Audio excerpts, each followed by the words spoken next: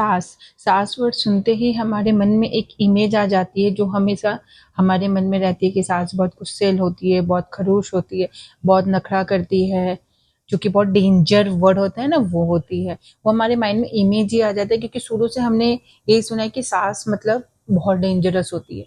तो हर लड़की का ये ड्रीम होता है कि उसे बहुत ही अच्छी सास मिले शादी के बाद, जो कि मेरे भी ड्रीम थे। तो मैं आपको बताती हूँ कि मेरे शादी से पहले जब भी हम बोलते ना भगवान के सामने माथा टेकते हैं, तो मैं हमेशा भगवान से यही प्रे करती थी कि मुझे दुनिया की सबसे अच्छी सास मिले और वो बिल्कुल मेरी मम्मी की तरह हो। मैं हमेशा यही प्रे करती थी।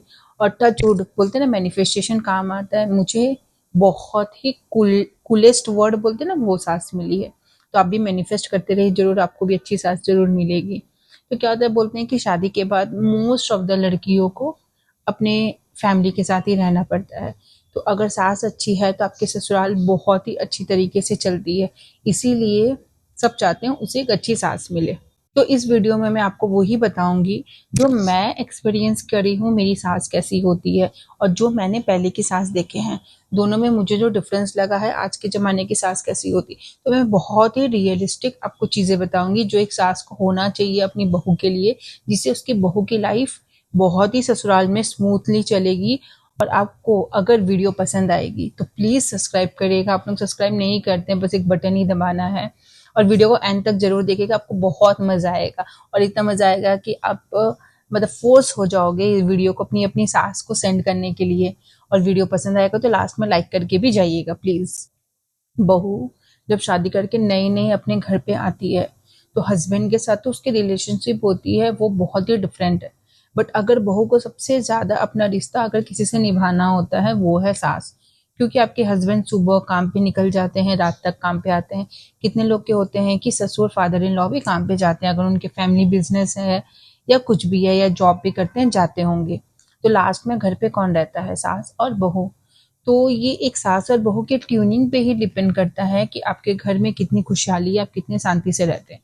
तो ससुर का ये रोल होता है कि बहू को उसके ससुराल में अपनापन फील करवाने का, उसे सबके साथ जेल अप करवाने का, उसे फील करवाने का भी वो भी एक घर के सदस्य है। उसे प्यार से समझा के उसे एक अच्छे तरह नॉर्चर करने से ही एक बहू अपने ससुराल में एडजस्ट होने में उसे बहुत ही आराम से वो एडजस्ट हो जाती है। क्योंकि शुरू शुरू में मेरी सास ने, वो तो अभी भी करती है, पर शुरुआत से ही मेरी सास ने इतना अच्छा मेरे साथ ट्यूनिंग बना के रखा था। मुझसे फ्रेंडली वे में ही बात करती थी। शुरू से ही मेरे ऊपर कोई रिस्ट्रिक्शंस नहीं था, क्योंकि हम लोग बहुत ही लिमिटेड, मैं मेरे हस्बैंड सास ससुर हम लोग थे। तो मेरे कोई भी आप अगर उसको लिमिटेशन नहीं देंगे, उसको सेफ एनवायरनमेंट देंगे, तो उसको डेवलप करने में बहुत देर। मुझे बहुत ही ईजी वे में ससुराल में एडजस्ट होने में टाइम नहीं लगा। और उसमें मैं टोटल क्रेडिट मेरे हस्बैंड को नहीं, मेरे सास को ही देती हूँ, क्योंकि उसने मुझे इतना अपनापन दिया कि मुझे कभी लगा ही नहीं कि मैं एक न्यू फैमिली में आई। मुझे एडजस्ट होने में बिल्कुल भी टाइम नहीं लगा। तो ये सास का रोल होता है कि अपनी बहू को एक अच्छा एनवायरनमेंट देना जिसमें वो बहुत इजीली अडॉप्ट कर पाएगी एक नए कल्चर और एक नए घर पे। बाहर के लोग तो जज करेंगे, तो ये सास का रोल होता है कि सबके सामने अपनी बहू को डिफेंड करना, भले ही वो सही हो भले ही वो गलत हो। अगर वो गलत भी होगी तो आप एक बार सबके सामने उसे डिफेंड करिए, घर जाके उसे प्यार से समझाइए, नहीं तुम्हारी यहाँ गलती थी। वहां पे आप उसे चिल्ला के भी समझाएंगे तो नहीं समझ में आएगा। प्यार से उसे बेटा बोल के उसे एकदम अच्छा से कोई चीज समझाएंगे कि नहीं हमारी यहाँ गलती थी बेटा, तो वो समझेगी। हाँ, और उसे भी लगेगा कि हाँ ये मेरी माँ की तरह मुझे ट्रीट करी है, मुझे समझा रही है, कोई चीज थोपने की कोशिश नहीं करी। तो वो चीज वो समझ के वो चीज को करेगी। नहीं तो वो होता है ना, दोनों रिपल करेंगे तो चीजें वर्क नहीं करेगी। एक तरफ से प्यार आएगा तो दूसरे तरफ से भी वो चीज को अपनाएगी, तो वो भी समझेगी और अपनाएगी चीजों को। शुरू शुरू में आपको अपनी बहू को बहुत चीजें सिखानी होती है अपने फैमिली के तौर तरीके की। अगर आप वही चीजें प्यार से उसे बेटा बोल के बुलाएंगे, जैसे मेरी सास ने मेरी बहुत नाम दे रखा है, वो अभी मुझे बेटा बोल के बुलाती है, विक्टोरिया बोल के बुलाती है, महारानी बोल के बुलाती है। ये सब मेरे नाम है जो मेरी सास ने मुझे रखा, वो जनरली मुझे यही सब नाम से बुलाती है। हिटलर बुलाती है, डेंजर बुलाती है, ये सब मेरे घर पे नाम है। तो मुझे ये सब कोई खराब नहीं लगता, मुझे पता है कि वो मुझे प्यार से बुलाते है। उससे आप अपनी बहू को कोई भी चीज बोल रहे हैं, कोई भी काम करवाना है, अगर आप उसको बेटा बोल के बोलेंगे, हंस के बोलेंगे, तो वो एक के बदले चार चीजें करेगी और रिश्ते बने। क्योंकि शुरुआत में ही अगर रिश्ते में कड़वाहट आ जाएगी तो उसके बाद आप जितना भी कोशिश कर लो वो कड़वाहट नहीं जाती है। और शुरू स्टेज में ही अगर दोनों के रिश्ते में मिठास आ गई तो लाइफ लॉन्ग आपकी वो मिठास बने रहेगी। तो शुरू से ही सास को कोशिश करना चाहिए कि वो अपने बहू को प्यार से अच्छी तरह बेटी तरह ट्रीट करके सब चीज़ समझाए, तो बहू भी आसानी से घर के सब चीज़ों को सीख पाएगी। उसे कभी भी बेटा और बहू के बीच में आने की कोशिश नहीं करना चाहिए, क्योंकि उन्हें पता होना चाहिए कि बहू और बेटे की अपनी अपनी लाइफ है। समय के साथ अडॉप्ट करना बहुत ज़रूरी है। मेरी सास ने समय के साथ अपने आप को चेंज कर लिया। वो हम पता है कि उन्हें हस्बैंड वाइफ को भी अपना टाइम चाहिए, जो कि वो करती है।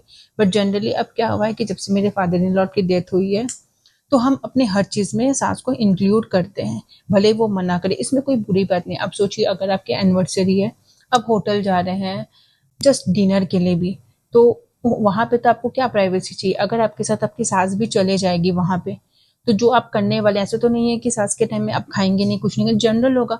तो क्या है, एनिवर्सरी हो गया, फैमिली का गेट टुगेदर, बात देखिए। तो हम क्या करते हैं, मैं ये बता रही हूँ कि हमारा एनिवर्सरीज हो, बर्थडे हो, या हम कहीं घूमने जा रहे हैं, हम बाहर भी घूमने जाते हैं, जहाँ भी जाते हैं, हम हर जगह अपनी सास को लेके जाते हैं। ये नहीं कि वो हमें फोर्स करती है, हम अपने इंटरेस्ट के साथ लेके जाते हैं। तो मैं आपको नहीं बोल रही आपको वो करना चाहिए, बट ये है कि हमें अच्छा लगता है हम सब चीज़ फैमिली साथ में ही करते, क्योंकि मेरी सास इतनी अंडरस्टैंडिंग है कि हम कहीं भी साथ में जाते, वो अपने आप को वो जगह पे थोपने की कोशिश नहीं करती कि हर चीज़ मेरे हिसाब से होगा, ये होगा।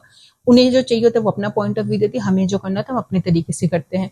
तो अगर सास एक अंडरस्टैंडिंग है, तो वो बच्चों को उतना फ्रीडम और लिबर्टी देगी, बिना टोके बिना रोके उनकी लाइफ में इंटरफेयर करने। तो बहू बहू और बेटा भी आपको हर चीज़ में इंक्लूड करेंगे। जब भी आपके बेटा या बहू में कुछ लड़ाई होती है, कुछ अनबन होती है, तो कोशिश करिएगा कि हमेशा अपनी बहू को सपोर्ट करने का। ऐसे क्यों, और अगर उसकी गलती ना हो, तो अगर उसकी छोटी मोटी बात में अगर अनबन हो रही है और उसकी गलती हो, तो भी अगर आप उसको सपोर्ट कर देंगे, उसको अच्छा लगेगा, क्योंकि बेटा तो आप ही का है, वो समझेगा भी। अगर आप उसको सपोर्ट नहीं भी करेंगे, आपका रिश्ता बराबर रहेगा अपने बेटा के साथ। लेकिन बहू को उसकी गलती में भी, कोई छोटी गलती जिसे हम इजीली नजरअंदाज कर सकते हैं, अगर उसमें भी आप उसको सपोर्ट करेंगे, तो उसे बहुत अच्छा लगेगा, क्योंकि ये सिर्फ अपनी बेटी की माँ नहीं है, ये मेरी भी माँ है, ये मुझे सपोर्ट कर रही है, भले मेरी गलती हो ना हो। और गलती जब नहीं हो, तब तो आपको बिना सोचे समझे अपनी बहू को ही सपोर्ट करना चाहिए। और एक चीज, अगर बहू और बेटी में से किसी को सास को चुनना हो, तो सास को हमेशा अपनी बहू को पहले प्रेफरेंस देना चाहिए कंपेयर टू अपनी बेटी। ऐसा क्यों है, मैं आपको समझाती हूँ। और मेरी सास ऐसे क्यों करती है, वो मुझे भी बताई कि वो वैसे क्यों करती है, और जो सुन के मुझे बहुत अच्छा लगा। अगर बेटा और बेटी और बहू में चूज करना है, एक सास को बेटी को विदा करके भेज देती है, जिंदगी भर उसे अपनी बेटा और बहू के साथ ही रहना है।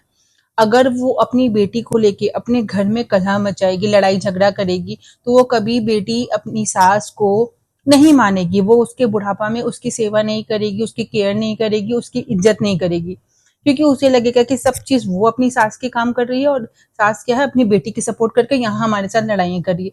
अगर सास को कभी भी अपनी बेटियों की बातों में नहीं आना चाहिए, क्योंकि उसे पता होना चाहिए कि ये जो मेन प्रेजेंस ससुराल है, जिसमें मैं मेरे बेटा और बहू के साथ रहती हूँ, मुझे फर्स्ट प्रेफरेंस उनको देना है, बाकी प्रेफरेंसेस बाद में आती है। मेरी सास भी बोलती है कि मैं बीमार पड़ती हूँ, मुझे कोई भी दरकार होता है, मेरी बहू मेरे साथ रहती है। मेरी बेटियां फोन में पूछ ली डैड से, वो आ नहीं पाती अपने अपने ससुराल छोड़ के, तो मेरी बहू मेरा करती है, तो मुझे पहला प्रेफरेंस अपनी बहू को ही देना, जो कि आपको सुन के अच्छा लगता है, मुझे सुन के अच्छा लगता है। तो मैं अगर एक चीज मेरी सास के लिए करने चाहती हूँ, तो मैं और 4 चीजें आगे बढ़ के करती हूँ, क्योंकि वो मुझे उतना ही रिस्पेक्ट, उतना ही प्यार देती है, तो मैं भी उसे उतना ही प्यार देती हूँ। तो ये गिव एंड टेक का रिलेशनशिप होता है। अगर सास एक कदम आगे बढ़ाएगी, तो जनरली बहू भी एक कदम आगे बढ़ाएगी ही, क्योंकि कोई भी बेटियां ससुराल में ये सोच के नहीं आती कि जाके उसे लड़ाई करने। अगर उसे प्यार का एनवायरनमेंट मिलता है, तो वो भी इजीली अपने ससुराल में एडजस्ट हो जाती है और सबको अपनाती है।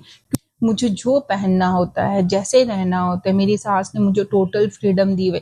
मुझे आज भी अजय, मेरे शादी के 2-3 दिन बाद ही मेरी सास ने मुझे सूट पहनना अलाउ कर दिया था। आप सोच रहे हो कि सूट पहनना कौन सा बड़ा चीज़ है।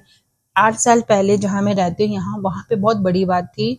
इतना जल्दी कोई भी ससुराल वाले अपनी बहू को सूट पहनना अलाउ करते हैं, साल 6 महीना बाद परमिशन मिलता है। बट मेरी सास ने 3-4 दिन बाद ही परमिशन। मुझे याद है मेरी ननन लोग ने मेरी सास को बोला भी था कि तुम ज्यादा अपनी बहू को मॉडर्न बना रही हो, अभी से कौन पहनता है, कम से कम 1-2 महीने तो उसे साड़ी पहनने देती। मेरी सास ने बोला, जब मैं खुद दिन भर गाउन में रहती हूँ, तो मैं उसे क्यों फोर्स करूँ कि उसे जबरदस्ती साड़ी में रहना जिसमें वो कंफर्टेबल नहीं है। वो सूट में कंफर्टेबल है, वो पहनेगी और वो मुझे पहनने देती है। और अगर हम कहीं घूमने भी जाते हैं, मुझे जो पहनना है मैं वो पहन के घूमती हूँ। उनका बस यही कहना होता है कि तुम पहनो जो पहनना है, बट कुछ चीजें अगर उनको नहीं समझते, वो बोलते हैं ये ड्रेसेस के रिलेटेड फोटोज तुम कहीं पोस्ट मत करना। तो अगर मुझे इतना फ्रीडम मिला है कि मुझे जो करना है, जो पहनना है मैं पहन सकती हूँ, तो थोड़ी चीज़ें मैं भी उनकी सुनती हूँ। अगर उन्होंने मना किया कि ये चीज़ तू पोस्ट मत करना, तो मैं वो चीज़ पोस्ट नहीं करती हूँ। तो ये गिव एंड टेक। अगर मुझे फ्रीडम मिल रहा है, तो मैं उनकी भी बातों का उतना ही रिस्पेक्ट करती हूँ, जितना वो मुझे रिस्पेक्ट दे के मेरी चीज़ों को समझते हैं।